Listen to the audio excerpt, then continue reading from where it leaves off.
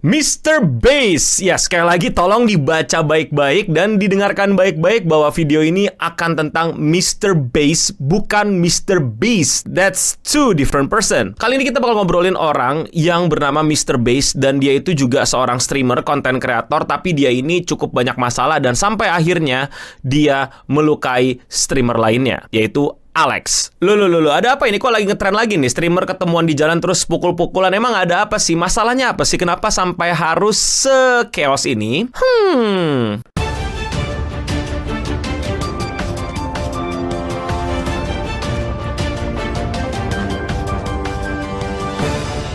Gue akan jelasin kejadian yang paling parahnya aja, tapi kalau kalian mau tarik ke belakang itu banyak banget kejadian-kejadian aneh yang bertumpu pada Mr. Bass ini. Tapi kali ini gue mau ngebahas yang Mr. Bass New York versus Alex Novel dulu ya. Mr. Bass New York itu adalah seorang streamer yang ada di Kick. Itu sebenarnya udah langsung menjelaskan sih sebenarnya itu tentang apa gitu ya. Kalian bisa close video ini juga sih. Tapi ternyata ini lebih parah dari sekedar itu, bahwa si Mr. Bass ini ternyata dulu adalah kriminal yang sempat berurusan sama urusan narkoba dan prostitusi. Yang dimana dia sudah keluar dari penjara dan dia memilih jalur hidupnya untuk jadi konten kreator, jadi streamer. Tapi konten kreator dan dunia streamingnya itu menurut gue juga sesuatu yang No, please don't do that. Dia self-proclaim sebagai streamer terbaik dan sun gazer terbaik. Gue gak ngerti apa maksudnya. Dan kalau kalian pengen nontonin konten-konten dia, yang dimana gue bilang jangan tontonin, kalian akan menemukan konten-konten cringe kayak gini.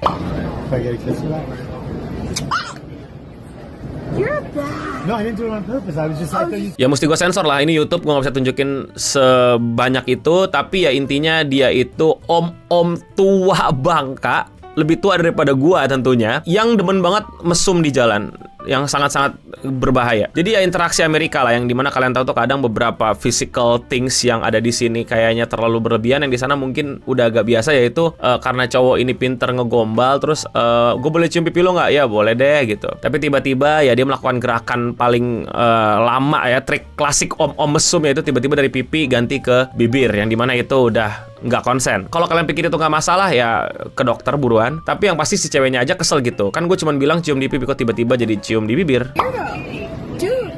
Dude, what the He just like kissed me on my mouth without my permission.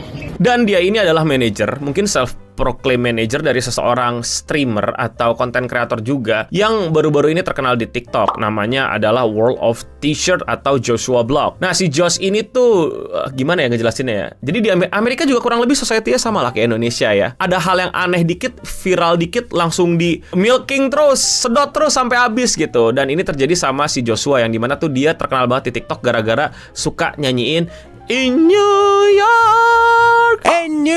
York, concrete jungle where dreams are made of. Nah, mulai tuh karena dia rame, dia viral, dia nyanyi New York dengan seadanya bisa bikin viewers banyak. Banyak tuh orang berusaha untuk jadi temen dia, untuk jadi partner kontennya, dan salah satunya adalah si Mr. Bass ini. Seperti yang kalian sudah lihat dari video yang gue tunjukin, bahwa si World of T-shirt ini tuh kayak punya hal yang nggak sehat di dalam tubuhnya, yang dimana dia butuh pertolongan gitu, dia butuh bantuan gitu. Tapi sepertinya hal itu malah dimanfaatkan sama si Mr. Bass ini, karena ternyata dia itu akan makin lebih lucu ketika dia mabok. Jadi sama si Mr. Bass ini dicurigai dibikin mabok terus gitu, sampai dia tuh kayak berubah banget penampilannya. Ini penampilan dia waktu pertama kali terkenal, dan inilah penampilan dia sekarang. Well, sebelum-sebelumnya dia juga udah punya teman partner atau manajer yang nemenin dia dan dicurigai mengeksploitasi dia ya. Tapi yang sekarang ya dia sama si Mr. Bass. Dan hal yang paling mengerikannya kemarin adalah ya si Mr. Bass ini ke dokter untuk ngelihat kondisi kulit si Josh ini, dan ternyata kemungkinan dia kena cacar monyet. Looks like possible monkeypox I want to test for. Are you sick? Monkeypox? Isn't that scary? I just want to Oh yeah, test for it. Holy. Do you know? Have you heard of monkeypox? Bro is patient zero. What would be the No, you Wait, can you you just- stop taping me? Yeah, of course.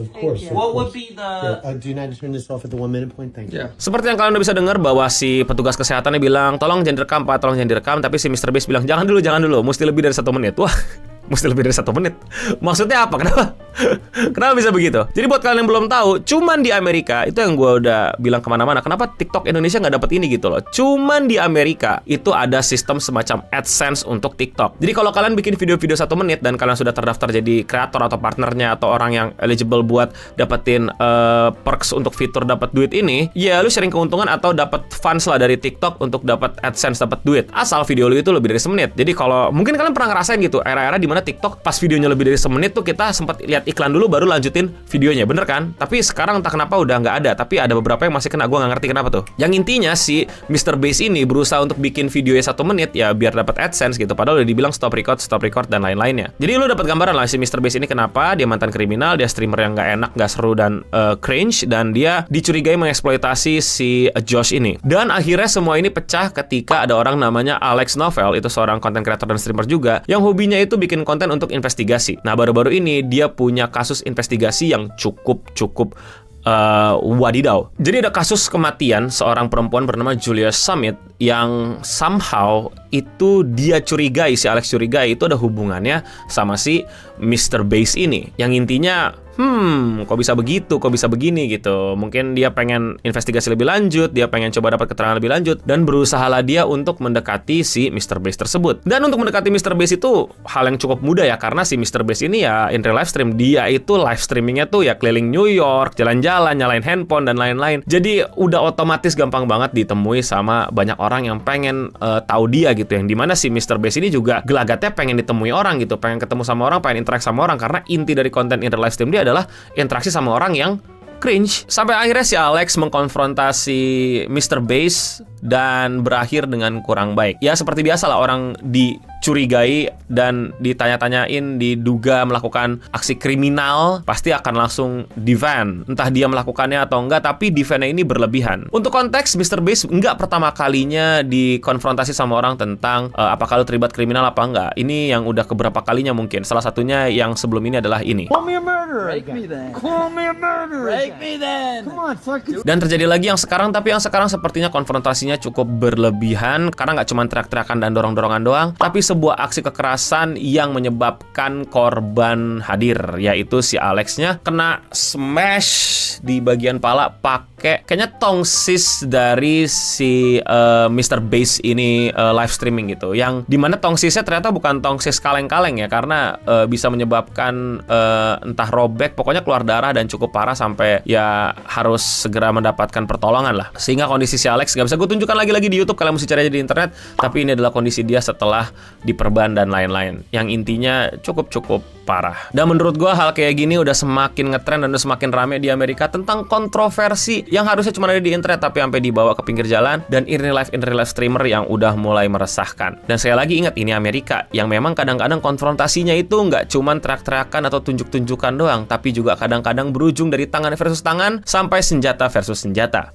Mengerikan sekali ya dunia streaming di Amerika sana, dan tentu saja gue harap ini nggak akan terjadi di sekitaran kita. Dan ketika nanti mungkin streamer-streamer Indonesia yang ada kesempatan untuk live streaming di New York, Amerika, hati-hati karena